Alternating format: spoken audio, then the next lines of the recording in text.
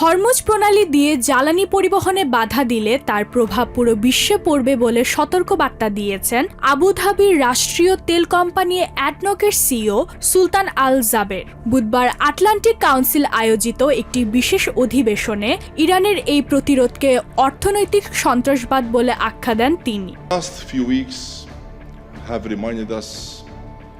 Hormuz প্রণালীকে অস্ত্রের মতো ব্যবহার করা এক ধরনের অর্থনৈতিক সন্ত্রাসবাদ, কারণ সুলভ জ্বালানি ও খাদ্যের জন্য সারা বিশ্ব এর উপর নির্ভরশীল।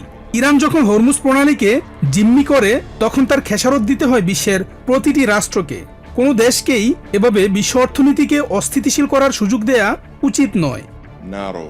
সোমবার ওয়াশিংটন সফরে আমেরিকার ভাইস প্রেসিডেন্ট জেডি ভ্যান্সের সাথে বৈঠককালে আল জাবের স্পষ্ট জানান, বিশ্ব অর্থনীতিকে অস্থিতিশীল করার চেষ্টা কোনোভাবেই মেনে নেওয়া হবে না।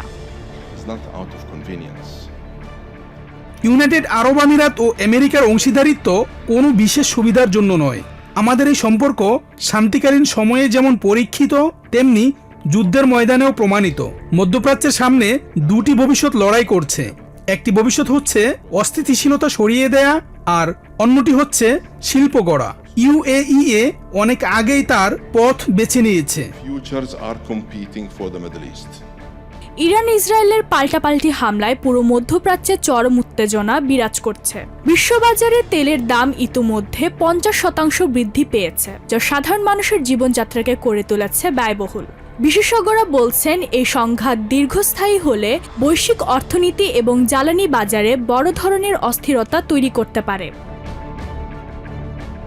Ishrat Jahan, TVN 24 news desk. New York থেকে সম্প্রচারিত টিভিএন 24 টেলিভিশন বিশ্বজুড়ে বাঙালির কণ্ঠস্বর।